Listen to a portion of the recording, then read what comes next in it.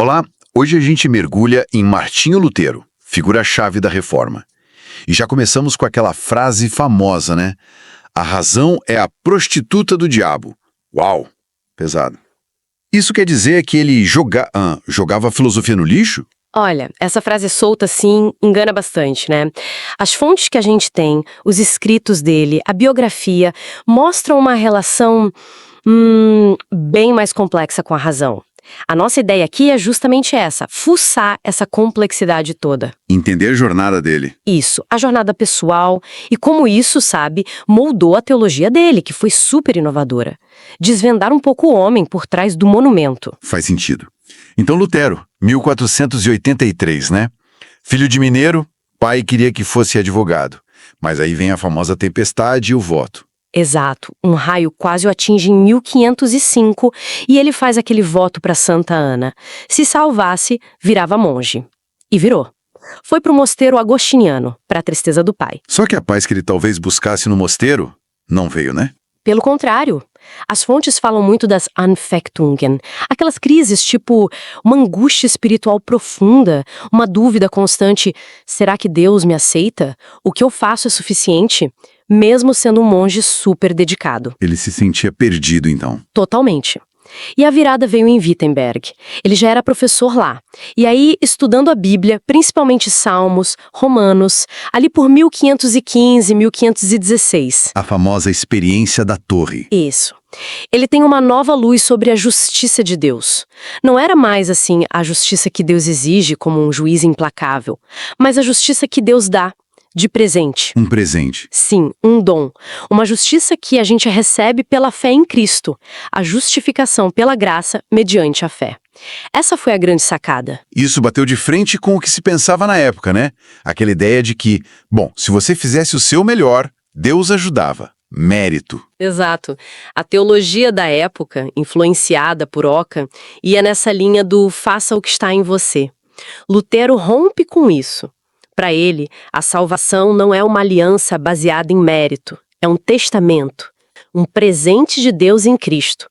Não se conquista, se recebe. E as 95 teses de 1517 contra as indulgências foram consequência direta disso. Total, porque as indulgências eram a expressão máxima dessa ideia de que dava para comprar ou merecer o favor de Deus, a salvação. Para Lutero, isso era uma confusão absurda entre lei e evangelho. Explica melhor essa distinção, lei e evangelho. A lei, tipo os 10 mandamentos, é boa. Ela mostra nosso pecado, nosso limite, e ajuda a organizar a vida em sociedade. Mas ela não salva. Quem salva é o Evangelho, a boa nova de Cristo que a gente abraça pela fé. As indulgências, para ele, misturavam tudo, tratavam a graça como mercadoria. E o conflito foi crescendo, ele desenvolveu a teologia da cruz. O que é isso? É oposição à teologia da glória. A da glória seria a tentativa humana de chegar a Deus por esforço próprio, pela razão, pelas obras, buscando poder, sinais grandiosos. Já a teologia da cruz... É o contrário. Exato. Diz que Deus se revela justamente onde a gente menos espera, na fraqueza, no sofrimento, no escâmbalo da cruz de Cristo.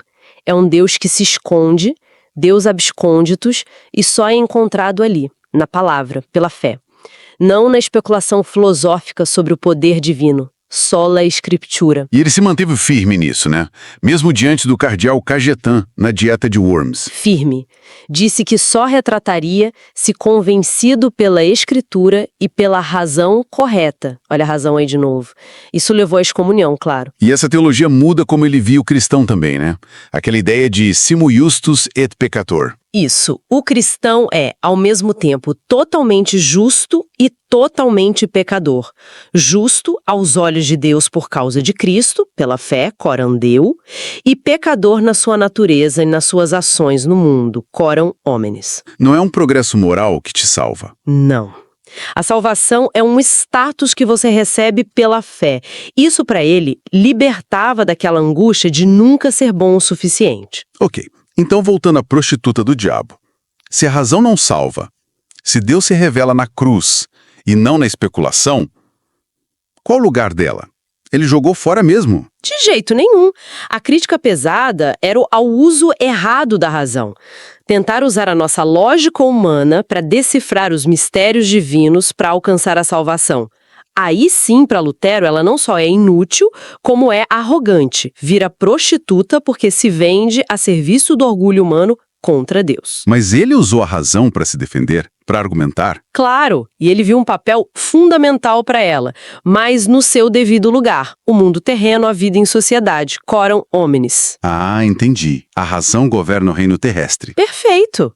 Para organizar a sociedade, para a política, para a justiça, para o governo, a razão é essencial. Um bom governante não precisa ser cristão, precisa ser razoável, usar a razão para governar bem. Então são dois domínios distintos.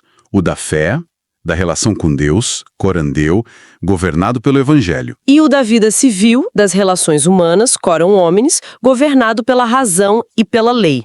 O perigo para Lutero era misturar esses dois. Tipo tentar governar um país só com o Sermão da Montanha, o que seria um caos? Ou tentar alcançar a salvação usando a lógica e as leis humanas, o que seria teologicamente desastroso. Cada coisa no seu lugar. Faz muito sentido.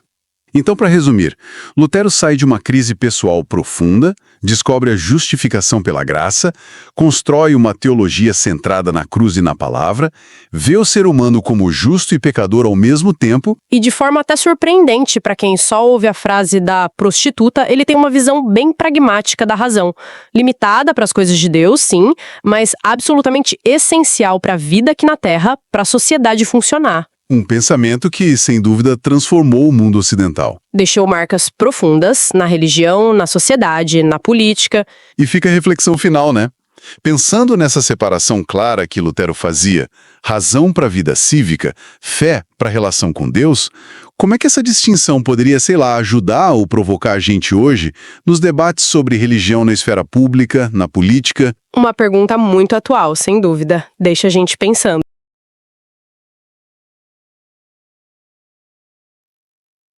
Gente, encontro vocês em outro podcast. Não esqueçam de se inscrever no nosso canal.